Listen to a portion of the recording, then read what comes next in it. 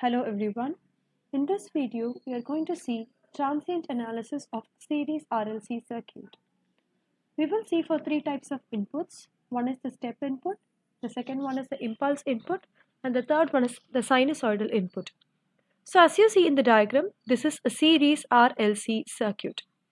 The initial conditions of the circuit are the current is also 0 and the voltage is also 0. So we can see that I of 0 minus is equal to 0 and V of 0 minus is equal to 0. So these are the basic initial conditions with which we start. And initially the switch is open. Now when we close the switch at a time t is equal to 0, we will see what happens. So when the switch is closed, this forms a closed loop and therefore we apply KVL. So what is the KVL state? The sum of the voltage across a closed loop is equal to 0, or the sum of the EMFs is equal to the sum of the product of I and R, which is according to Ohm's law. So we can write this EMF, which is Vin, is equal to the remaining values of voltages in the circuit. So it will be R into I of t. For L, it will be written as di of t by dt. For C, it is 1 by C integration of I of t into dt. Now since this is a frequency domain analysis, we need to take the Laplace transform. So for V in, the Laplace transform is V in of S. For I of t, R, it is a constant value, it remains the same. For I of t, the Laplace transform is I of S. L remains the same. For di of t, the Laplace transform is S into I of S. Again, 1 by C is a constant, it remains the same. For integration of I of t to dt, it is I of S divided by S. So we need to remember certain things. Laplace transform of I of t is given by I of S. Laplace transform of a differentiation, for example di of t by dt, we have to write it as S into I of S. And similarly, when we have integration of I of t of dt, we will be writing it as I of S divided by S. So these are the three basic formulas for Laplace transform that we have incorporated here. So therefore, the next equation V in of S is equal to, we can take I of S commonly outside. So here R plus L into S plus 1 by Cs. That is what we have done here. Now let us take 1 by Cs LCM. So this becomes RCS. L of S into Cs becomes LCS square plus 1. Now our main aim is to find what is the current that flows through the circuit. Therefore I of S can be written as, we can take this term to the left hand side. It becomes V in of S into C of S divided by LCS square plus RCS plus 1. So it is V in of S into C of S divided by, we will take LC commonly outside to make the coefficient of S square as 1. So it is LC into S square plus, for the second term it is RC. If common LC commonly outside, so to compensate I'll divide by LC.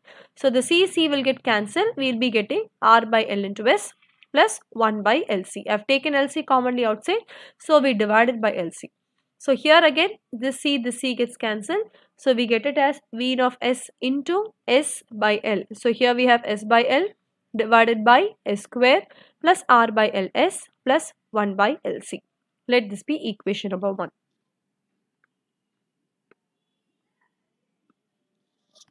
Now let us consider the first case where the input voltage is a step signal.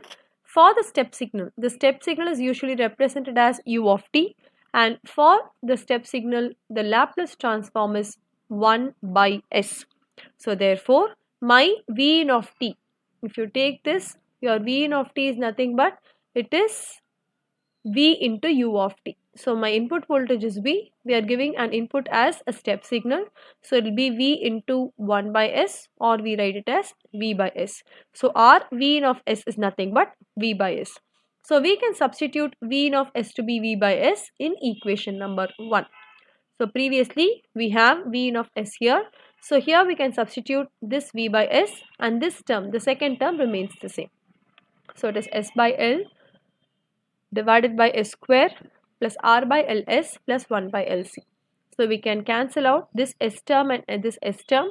So it will be V, this divided by L remains there, whole divided by S square plus R by LS plus 1 by LC. Now we first find the roots of this equation by using the quadratic formula. So the quadratic formula is minus b plus or minus root of b square minus 4ac by 2a. So in this equation, a is 1, b is r by l, and c is 1 by lc. So substitute in the formula minus of b plus or minus root of b square. So it is r by l the whole square minus 4ac. So it is 4 into 1 into 1 by lc by 2a. So it is 2 into 1. So we know that there are two roots. So on simplification of this particular equation, we can actually write this as minus r divided by 2l plus or minus root of r by 2l the whole square minus 1 by lc. We are actually taking multiplying dividing by 4 so that we can cancel out this 4 term. I am just multiplying this equation by 4, and if not, to explain it in a simple way, in the denominator we have a 2 term, right? Let me erase this off. So in denominator we already have a 2. So if I take this 4 commonly outside, it becomes 2. So the 2 gets cancelled for this particular root term. I can simplify this here and show. So we have it as minus r by l plus or minus. I'll take that 4 commonly outside.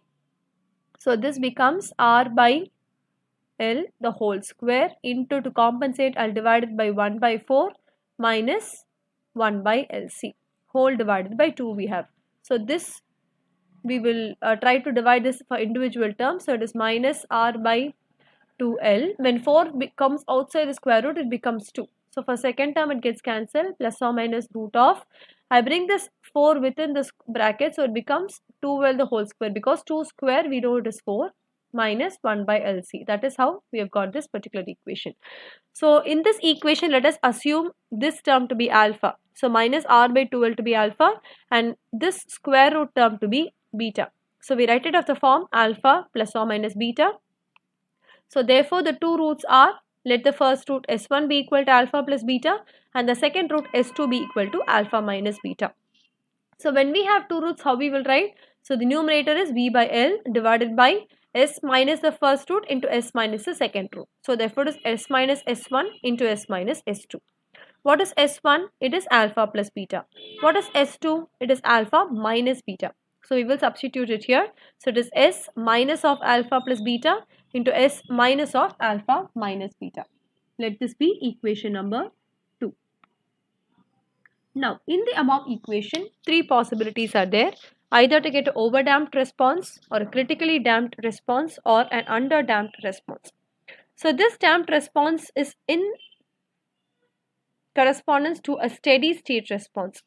I come to say that we have a steady state nature. For example, if this is my steady state, if the oscillations are very high, we call it to be overdamped. If the oscillations are less, for example, it is high and then reaches to a certain extent, we call it to be underdamped, and critically damped is almost near to the steady state.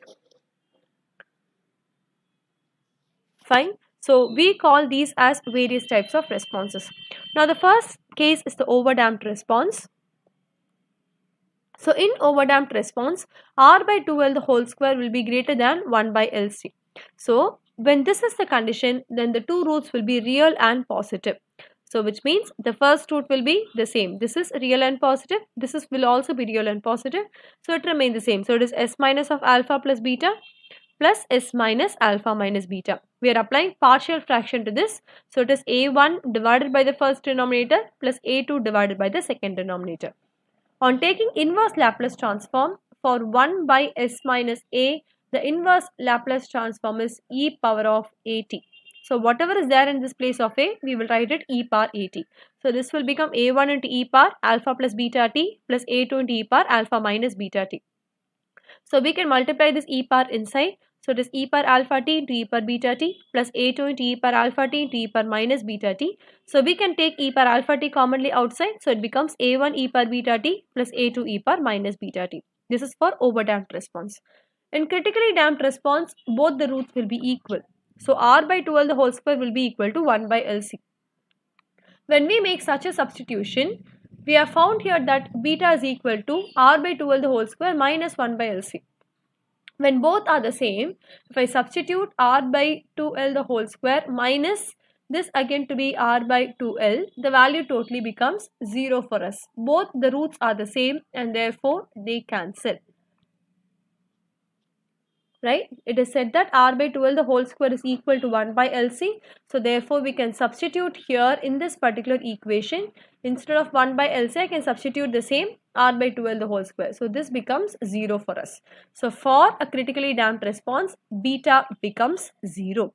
So therefore what are the two roots? It will be V by L into this beta term becomes 0. So it is S minus alpha into S minus alpha. So it is V by L by S minus alpha the whole square. So on taking partial fractions for square, it is a1s by s minus alpha the whole square plus a2 by s minus alpha. So for example, if we have it as a by s minus a the whole square, on taking partial fraction it is as by s minus a the whole square plus b by s minus a. This is how we take partial fractions, and that is what we have written here. Now on taking inverse Laplace transform for s by s minus a the whole square, the inverse Laplace transform is t e power at. And for 1 by s minus a, the Laplace transform, inverse Laplace transform is e power at. So therefore this becomes a1 t e power at plus a2 t e power alpha t. The third condition, underdamped response, when r by 2l the whole square is less than 1 by LC, the roots are complex conjugate. So therefore we will be getting alpha plus j beta for one root and the conjugate of that alpha minus j beta for the other root. So therefore this becomes V by L by S minus, the first root is alpha plus j beta, second root is alpha minus j beta. On taking partial fraction, it is a1 by the first root plus a2 by the second root. Once again, on taking inverse Laplace transform, we will be getting I of t is equal to, this a1 remains the same, 1 by s minus a, as I told you, it is again e power at. So it is e power, a value is alpha plus j beta into t plus a2 into e power, this root is minus, so minus alpha minus j beta into t. We can take e power alpha commonly outside, so this will become a1 into e power minus j beta t plus a2 into e power minus j beta t. So this is the case when we have a unit step response as the input. In the next two cases, we will see what happens when the input is impulse and the input is a sinusoidal input. Thank you.